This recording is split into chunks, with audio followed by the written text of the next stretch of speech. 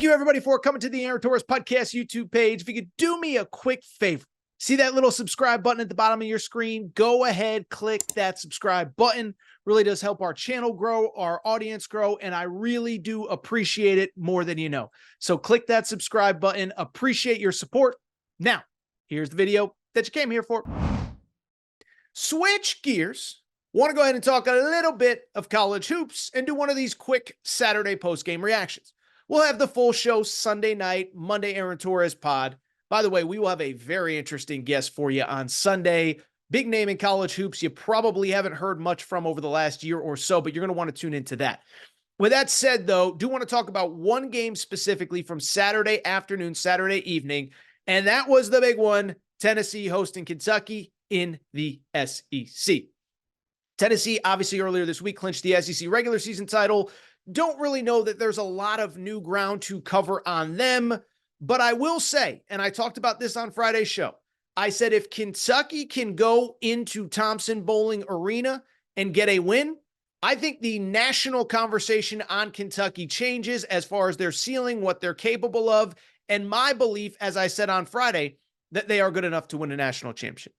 Well, I bring it up because while it wasn't always pretty, while it came down to the wire, and while Kentucky certainly made things uncomfortable for their fans late in this game, the Wildcats do get the victory. How about this? 85-81 is the final. Incredible game, wild finish, frustrating finish if you're a Kentucky fan, but I think you have to see the forest through the trees on this one. As crazy as the last 4 or 5 minutes were, you just went to Knoxville, faced a team that is a legitimate national championship contender, wins the SEC veteran team, and you get the victory. And I'm here to tell you, wait till tonight, wait till tomorrow. The conversation is going to be about Kentucky, and for all the people, unlike Torres, who have not believed in this team all year. Now, don't get me wrong. I've been critical of them at times, but I have seen this coming over the last couple weeks, and I have truly believed this team is capable of a performance like this. Credit to the Wildcats for getting the win. Now, in terms of this game, it was crazy. It was the full gauntlet and gamut of emotions if you're a Kentucky fan, and it was not perfect. You come out senior day, you really kind of took it to Tennessee early. In control, middle of the first half, they make a little run before the half, 33-29. And then it was just this awesome back and forth game for about 19 minutes in the second half. Kentucky makes a run. Tennessee responds. Kentucky makes another run, opens up the lead. Tennessee responds. In a week where we had national media people say there's no interesting stories and no star players in college basketball, Dalton Knecht and Reed Sheppard were going back and forth there for about a 6-7 minute stretch. Dalton Knecht finishes with 40. Reed Sheppard finishes with 27 points off the bench. Antonio Reeves finishes with 27 as well.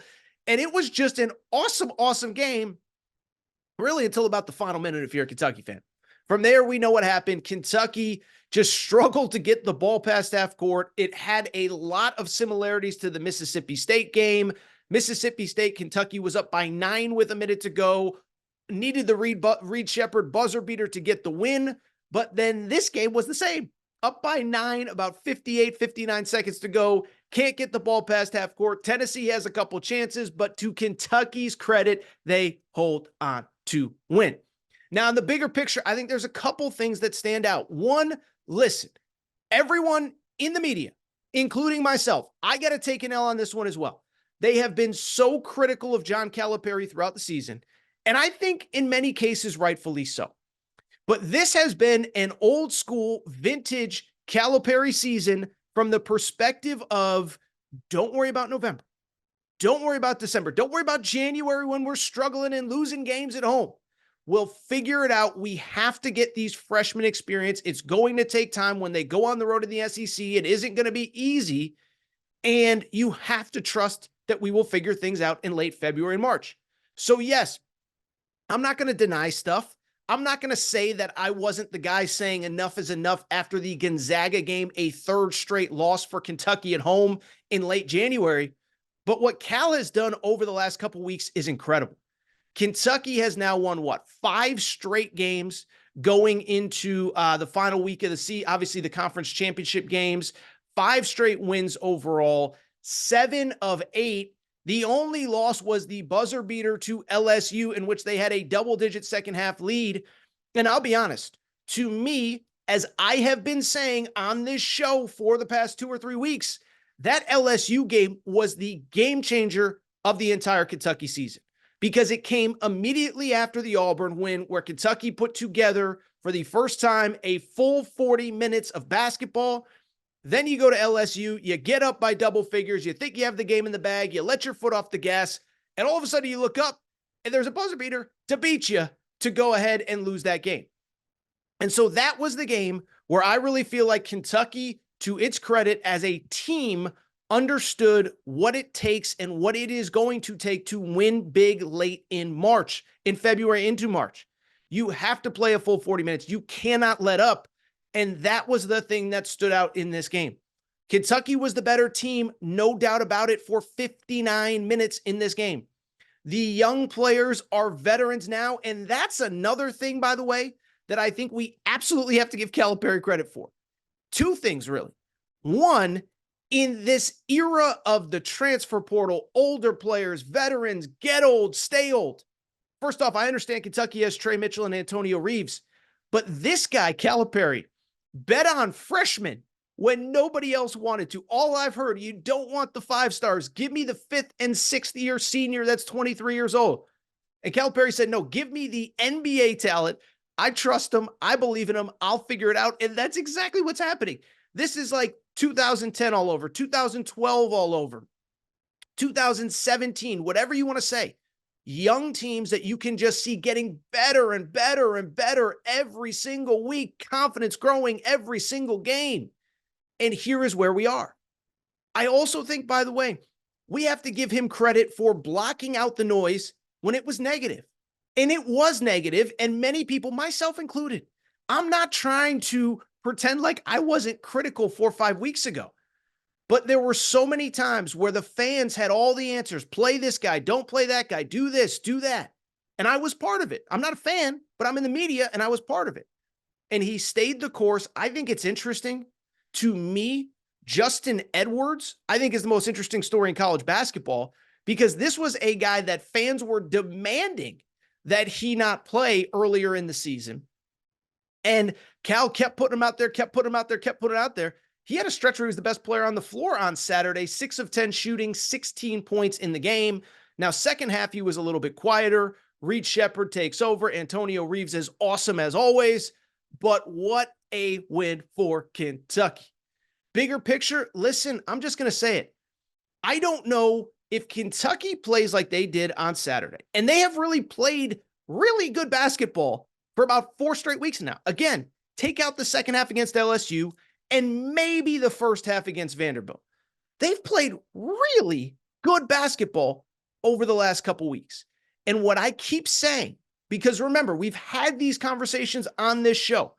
People keep saying the defense isn't good enough. And I keep saying, I would rather have a group of guys, a team of guys, where all 5 guys can score. I would rather have too much offense than not enough defense, because whenever you need a bucket, you can get it.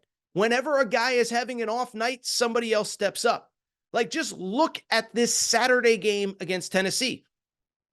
DJ Wagner, who's been playing great, was in foul trouble, struggled, 4 points, 1 of 6 shooting from 3, barely played.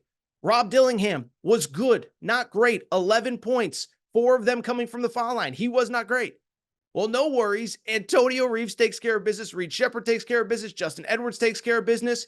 And I got to say, man, this team, when I look at who they are and the totality of everything, I just don't believe that there is a team in college basketball that if they play like they did tonight, Saturday night at Thompson-Boling Arena, that they can't beat.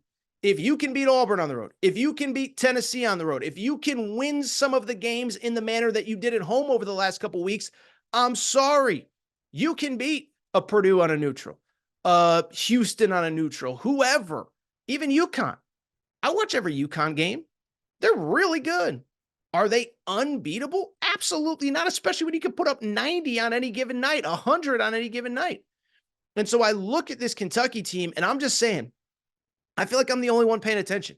I feel like I'm taking crazy pills over here because I watch this team and everybody's talking about, well, the defense, this, and what about that? And give me that team and give me that team. I'm like, give me the team with like 8 NBA players and 6 guys that can get you 25 on any given night.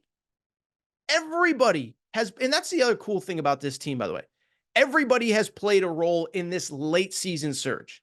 Just as an example, there was a talk before the game, Agana and Yenso, he's kind of working his way out of the lineup. Big Z's been playing better. This guy's been playing better. Agana and Yenso had 4 blocks, 6 rebounds, and was a key piece in this game. Didn't score a lot, but they didn't need him to. Again, Rob Dillingham has had his moments. Reed Shepherd has had his moments. DJ Wagner has had his moments. And so when I look at this team, I am just here to tell you there isn't a single player, there isn't a single team in college basketball that if they are locked in, they can't beat. I think the other big result from this game, how about Kentucky getting the 2 seed at the SEC tournament next week? Now, I don't think there was ever a scenario where they were playing on Wednesday, but I mean, even coming into today, it was like, well, once Alabama beat Arkansas, it's like the only way you're getting that double bye is to beat Tennessee. Now you beat Tennessee, you have the double bye. I think they won't play again till what, Thursday it's either the final game or the 7 p.m. game or whatever. By the way, we'll be in Vegas doing live shows Wednesday, Thursday, Friday night, so make sure you're plugged in on this YouTube channel. But you look at this Kentucky team, I just think there has to be so much excitement about this team. I know it wasn't pretty down the stretch. I know there were too many mistakes late, but these are things you can fix. 1, you still got plenty of time. And 2, these are minor things. Look at some of these other teams. I'm not going to, whatever. I'm trying to think of teams that are just like a mess right now. Kentucky's not a mess. They're playing their best basketball. Now they have to learn to close out games. As Grant Hill said late in that game, they got to learn some half-court defense. But I can't get over the flip that this team has had about the last 5 weeks. Credit to John Calipari. I am so impressed. I think it's one of his best coaching jobs. 1, the in-season turnaround, the in-season ability to continue to believe, continue to sell, continue to not give up on this group.